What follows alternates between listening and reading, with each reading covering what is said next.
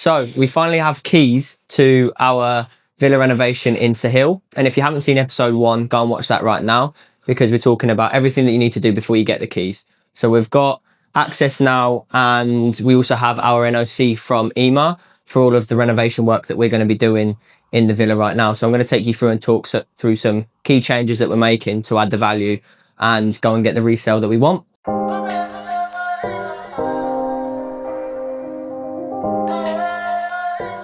So we've actually had EMA say that we can get rid of these columns, which we thought was a bit of a gamble.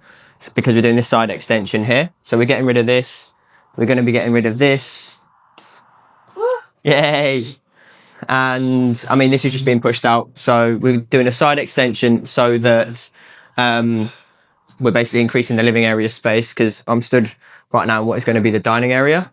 And then as we come through here, we're going to have our media wall up on the wall over there, which is basically going to be right now the living area. But because we're getting rid of this bad boy, the sofa doesn't have to be built in to the column or any unique features like that. It's quite simple. Get rid of the column and we can have whatever sofa we want.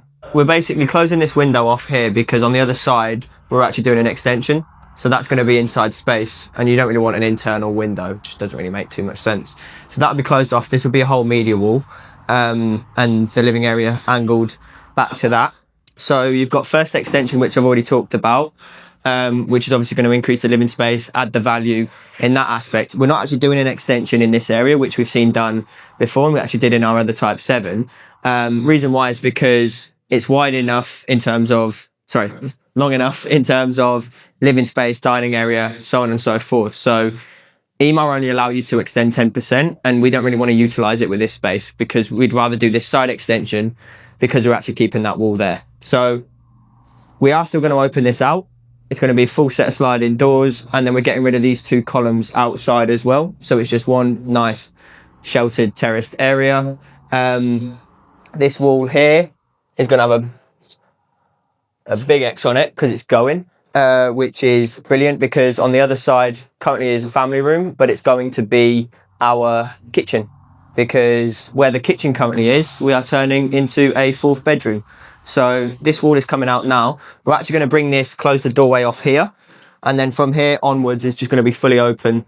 Kitchen's going to be there, dining area is going to be here, nice and open plan, which is what our European buyers, hopefully, well, not just European, anyone, but the European style of open plan living is what we want. Oh, we've got some pets.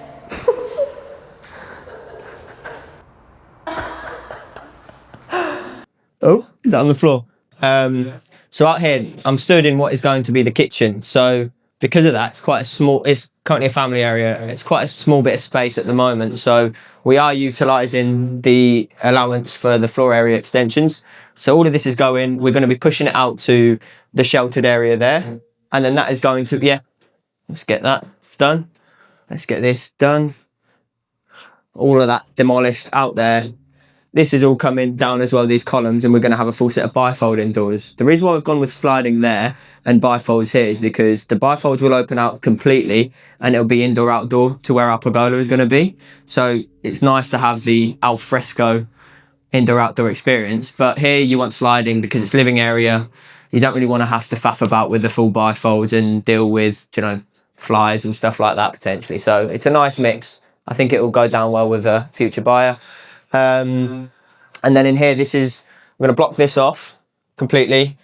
And on the other side, we're now in what's going to be the 4th bedroom with another pet. So it sounds good conceptually exactly what we're doing, but there's a lot that goes into it, because right now you've got all of the MEP, so your electrical, plumbing, all of that sort of stuff for the kitchen, which we need to shift all the way over into the other side of this wall. I emphasised it in the previous video in how important the planning stages are, but this is all stuff that we've obviously come up with, approved with EMA. If you don't get it right now, you're going to spend a lot of time redoing your decisions, but this is, in my opinion, the best way to improve a Type 7. And so having the 4th bedroom here and making use already of the water supplies that you have with the laundry room, this is now going to be our ensuite. So, and again, box off the maid room. Maid room access will be either external or through the garage.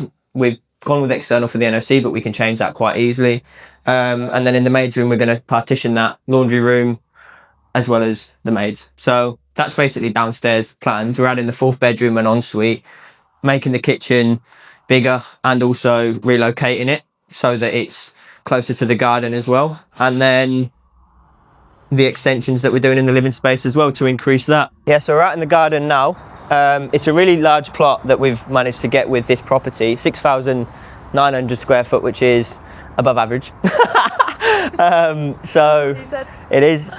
So one thing that we're doing right now is we're getting rid of this boundary wall here, and the water tank as well is going to be going on the roof. So there's going to be none of this clutter. It's going to be a full from the front. And it's quite unique to put the water tank on the roof, isn't it? Yeah, most people will keep this and they'll keep the dividing wall, but we're going to make it fully from front all the way through because we're going to be putting a gate at the front bit anyway.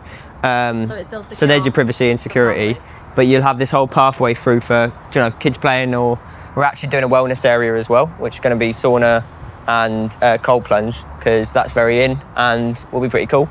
And then what we've got here is we'll have decking along there. We'll have a nice large 9x3 overflow pool, not skimmer, which is important. And then we're going with pergola in the corner here. So one thing that we've made key is we want like fountain features, we want outdoor speakers, we want it to be, you know, very much entertainment themed as well for families. And so our pergola is going to have a fountain coming off the top of it. We've also got a fountain in the pool, and it's just going to be really, really nice, modern and premium as well. So one thing that caused a slight delay when getting our NOCs is actually, as I just mentioned, the pergola. It's getting the neighbours to approve us doing that, because it's going to be a certain height and it could be a potential eyesore. It won't, it'll be beautiful. But they need to basically sign it off. I mean, they've got a massive one in their garden, so, and they want to do one in there. So it was quite easy getting the yes. We didn't really have to do too much convincing, but because we were going for it over the holiday period, one of the neighbours was away, and so that took a bit of time to get their signature on the piece of paper. Another thing that they highlighted was these trees are Damas, potentially.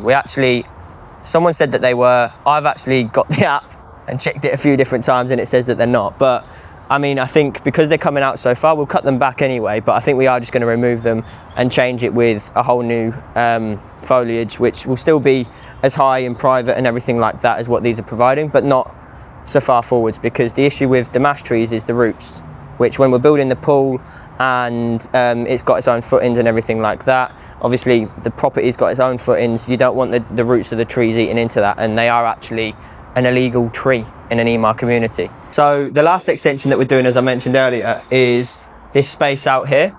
So we're actually just bringing the front door area over here, and this alleyway is going to have all sort of nice gardens and everything, like nice gardens.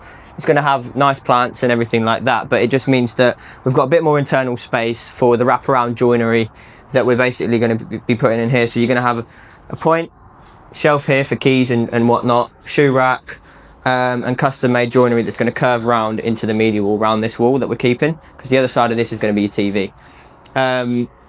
The stairs design, which I really like and pushed, was we're going to take these, I mean, they're not nice drawers, they're quite rigid.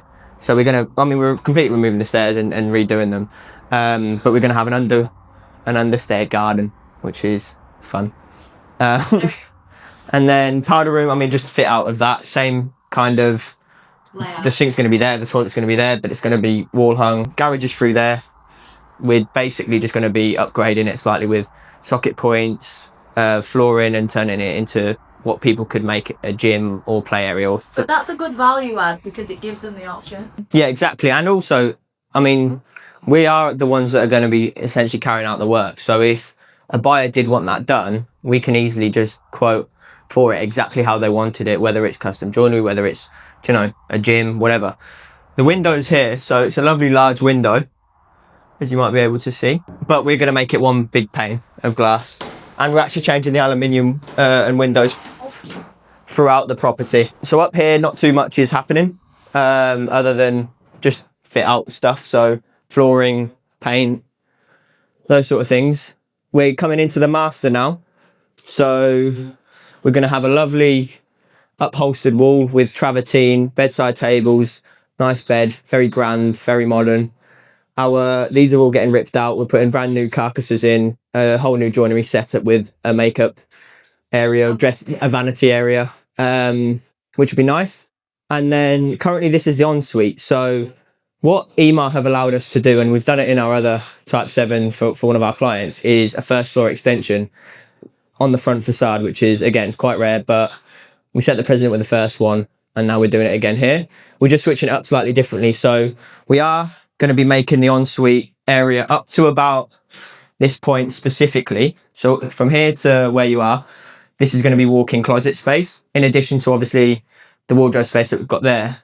But then from this point out to the extension that we're doing, we are going to be, that's going to be the ensuite, and it's going to have double sink, shower, freestanding bathtub. And because it's an extended area, bringing in natural light, we're also going to obviously have a window, but we're also going to have a skylight, which is a cool feature. And then finally, the way that so when this goes to market, we've bought it as a 3-bedroom, and that's the one ensuite that it's got. This is a shared bathroom between bedroom 2 and bedroom 3. We've added downstairs with an ensuite. That's still got an ensuite. And what we're doing here is creating this into 2 ensuites. So it's going from a 3-bedroom, 1 ensuite into a 4-bedroom, 4 ensuite. And that is how you add value. Drop the mic. Drop the pen. So the way that we're doing that is quite creative, if I say so myself. Bedroom 2 starts here at the moment. It's not going to, so we're going to get rid of this, I can't reach that, but get rid of up there. Wrong shoes. And then we're going to create the doorway similar to how that was in this space here.